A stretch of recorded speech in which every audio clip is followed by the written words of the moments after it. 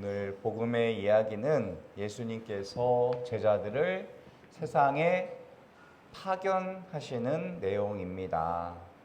지금까지 열심히 가르치기는 가르치셨는데 막상 보내려니까 어때요? 모르지 어떻게 될지. 마음이 어땠을까요? 아주 마음이 푹 놓였을까요? 아니죠. 좀 걱정이 되셨겠죠. 일이 때 가운데로 보내는 것 같기도 하고, 애들이 싸울까봐 걱정도 되고, 배운 대로 진짜 잘할까봐 걱정이 돼요, 안 돼요? 돼요.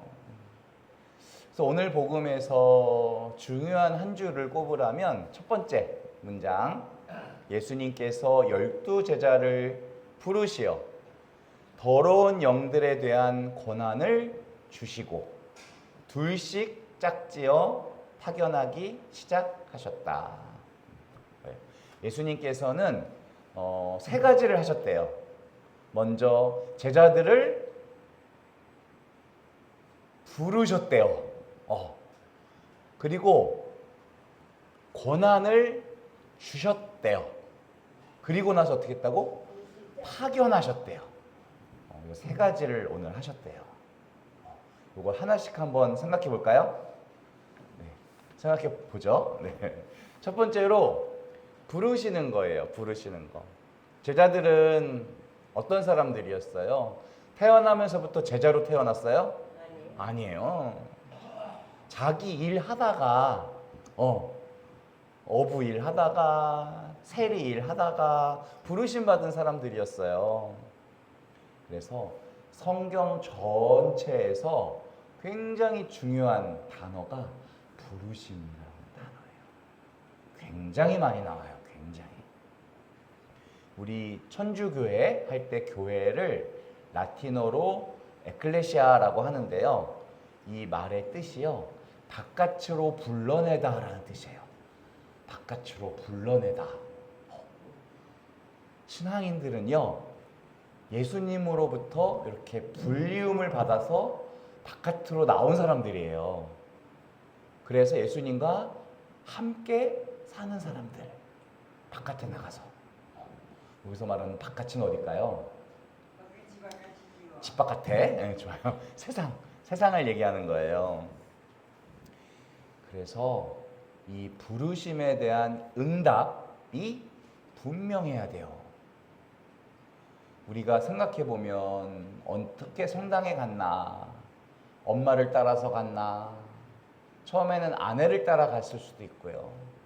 또 어떤 분은 며느리를 따라서 성당에 가신 분도 계시죠.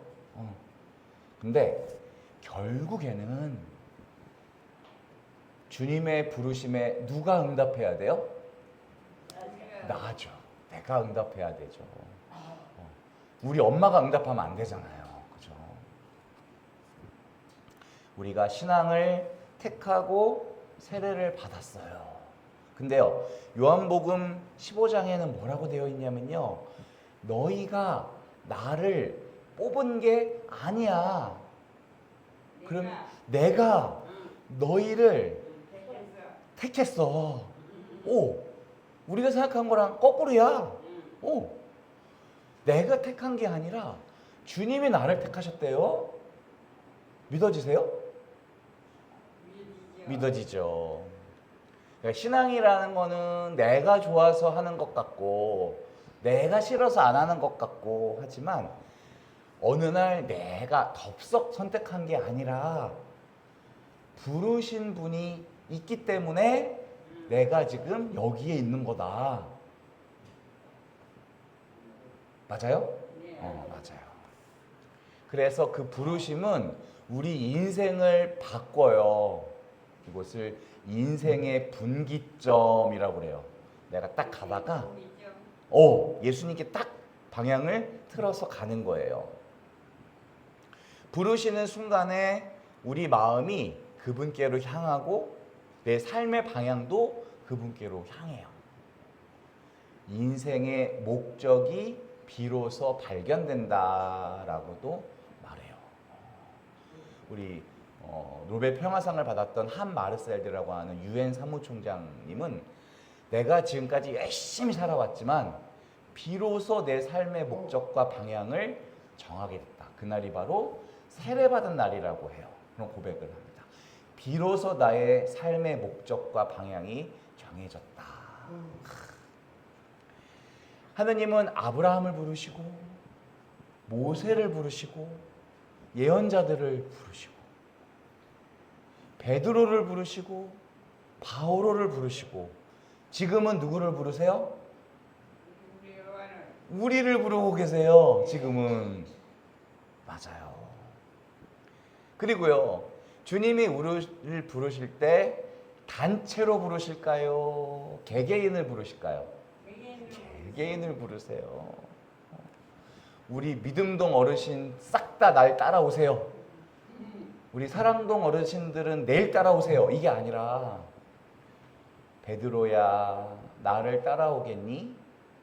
마리아야 데레사야 나를 좀 따라오려무나. 이렇게 개개인별로 우리를 부르세요. 그런데 우리를 왜 부르실까요? 왜? 그게 오늘 아까 복음에 나왔어요. 뭐 하기 시작하셨다? 파견하기 시작하셨다. 파견. 그래서 부르신 거래요. 우리를 부르신 목적이 세상으로 우리를 보내기 위해서 부르셨대요. 그러면 우리가 지금 모여서 미사 드리고 말씀 듣고 묵상하고 성체를 모시고 난 다음에 뭘 해야 될까요? 믿어야죠. 그리고 파견됐으니까 세상으로 나아가서 봉사하고 선교해야 되죠. 우리 어르신들은 이 삶의 자리에서 나가지 않고 모여만 있으면 문제가 생겨요. 어르신들 여기는 굉장히 넓은 세상이에요. 하지만 이러고 옹그리고 내 마음 안에 갇혀 있으면 내가 너보다 나이가 많은데 너 나한테 왜 그래? 왜 나는 빠지고 왜 내 이름은 빠졌지? 너는 왜 맨날 나한테 인사도 안 해? 이러고 사는 거예요. 얼마나 불행해요. 그렇게 살지 않을 수 있어요. 세상으로 나아가면요, 우리 밑바닥이 금방 보여요. 특히 선교를 해보면 그래요. 용기가 필요한데 용기가 없어. 그리고 하느님에 대해서 갑자기 질문을 던지면 말문이 막혀버려. 요즘에 뭐 코인이니 주식이니 부동산 뭐 이런 것들은 계속 말할 수 있는 분들이 성경에 대한 질문을 하면 할 말이 하나도 없어. 모르니까 자신이 없는 거예요. 신앙생활을 우리가 오래 했으면 우리 동료가 옆에 계신 어르신이 어려움이 있을 때 손 딱 잡고 내가 기도해 줄게 할 수 있는 용기가 있어야 돼요. 이런 용기가 없는 채로 내 자녀한테 성당 가자고 성당 나가야 된다고 하면 이게 먹혀요, 안 먹혀요? 안 먹히는 거예요. 요즘 세상이 만만하지가 않거든요. 이 신앙이 교회 안에서 내부용으로는 그냥 그럭저럭 괜찮았는데 바깥으로 나가면 작동이 안 돼. 그냥 멈춰버리는 거예요. 이런 경우가 허다해요. 교회 안에는 그래도 괜찮은 신자가 꽤 많은데 교회 바깥으로 나가면 형편없이 깨져버려요. 지금 우리 뭐 하고 있죠? 미사하고 있죠. 미사. 이 미사라는 말이 라틴어 미시오에서 나왔는데요. 이 영어로 미션이에요. 이거는 보내다라는 뜻이에요. 보내다, 파견하다. 그래서 미사라는 말과 파견, 선교라는 말은 같은 뿌리에서 나온 말이에요. 그럼 지금 미사를 통해서 이 미사를 드리는 나를 통해서 선교가 일어나는 거거든요. 예수님이 나를 통해서 세상에 당신을 보여주시는 거예요. 나를 통해서. 그러면 나는 그분의 외교관이 되는 거예요. 대사. 왕의 대사는 왕과 똑같은 품격을 갖고 있었거든요. 왕의 옷을 입고 있었고. 그러면 지금 우리 선생님들께서 오늘 어르신을 모시고 수발해드리고 하는 것은 요양보호사님으로서 또 간호사님으로서이기도 하지만 예수님의 대사로서 일하시는 거예요. 제가 지난 3일 동안 전국 교목자들, 학교에서 근무하는 신부님들, 수녀님들 모임에 다녀왔는데 결국에는 그거예요. 내가 예수님으로서 학생을 만나고 내가 예수님의 말을 학생들에게 전하고 예수님의 사랑을 전하는, 결국에 그 얘기거든요. 내가 아니라 예수님으로서 그곳에 사는 거예요. 우리 요양보호사 선생님들께서 예수님의 대사로서 일하시는 거예요.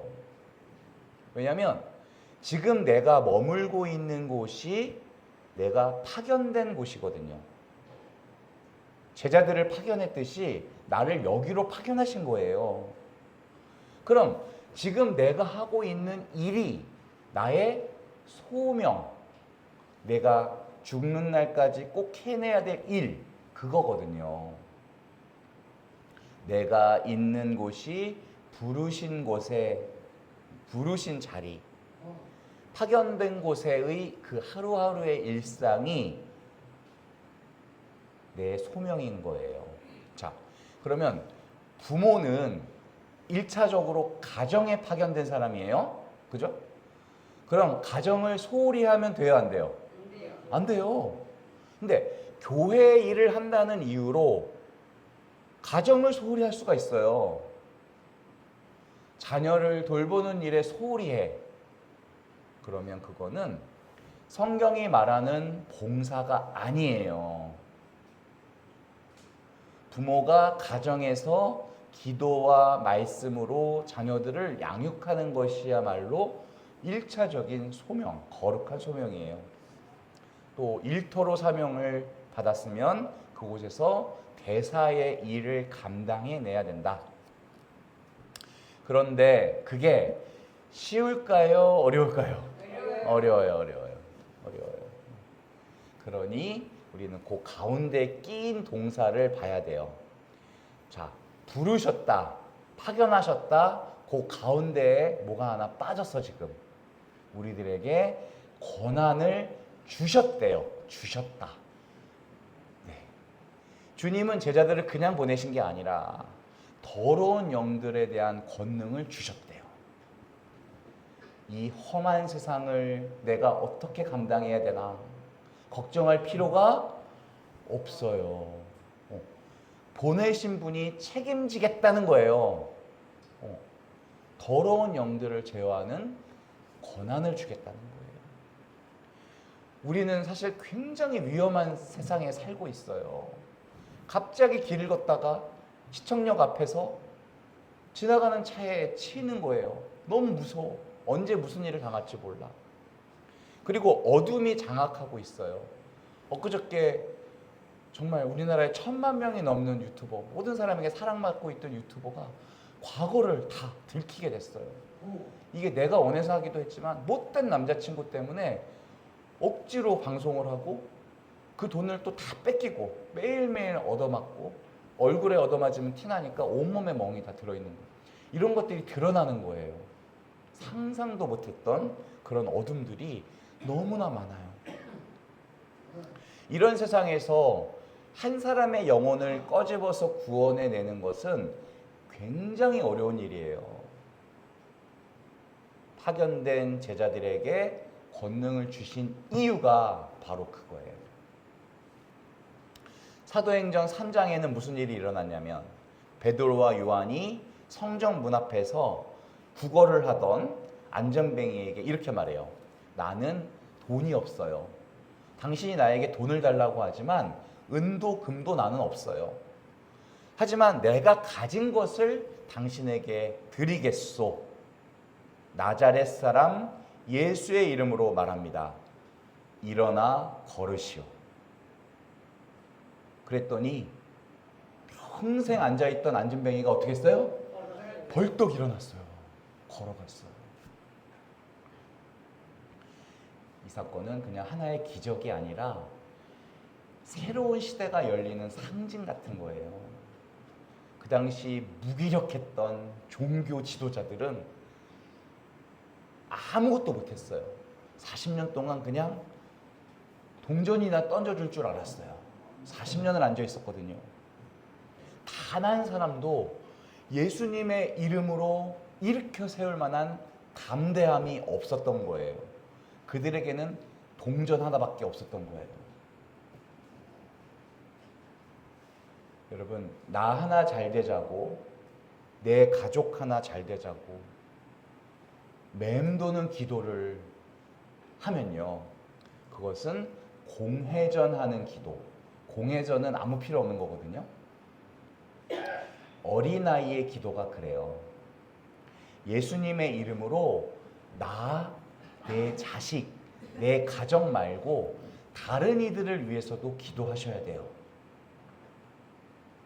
내 자신의 문제만이 아니라 이웃을 위해서, 다른 사람의 영혼을 위해서 우리 삶을 봉헌해야 돼요.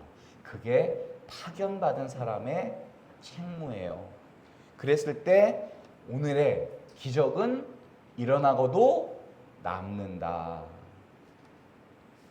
그래서 오늘 복음의 결론이 뭐냐? 13절. 많은 마귀들을 쫓아내고 많은 병자에게 기름을 부어 병을 고쳐 주었다. 주님께 악을 쫓아낼 권능을 달라고 기도할 필요도 없어요. 복음의 현장으로 나가서 복음대로 살다 보면 능력이 따라와요. 그냥 따라와. 만약에 직장에서 어려움을 겪고 있는 사람이 내 눈앞에 있으면 손 딱 잡고 내가 이 문제를 위해서 주님께 기도해 드리겠습니다 라고 하는 거예요. 눈 감아라, 기도해 줄게 하는 거예요. 그렇게 할 수 있어야 돼요. 그럼 주님이 하신 일을 누가 하게 되는 거예요? 내가 하게 되는 거예요. 마귀들을 쫓아내고 병자들을 고쳐내신 사건이 지금 여기서 여러분을 통해서 같은 모습으로 일어나게 되기를 기도합니다. 아멘.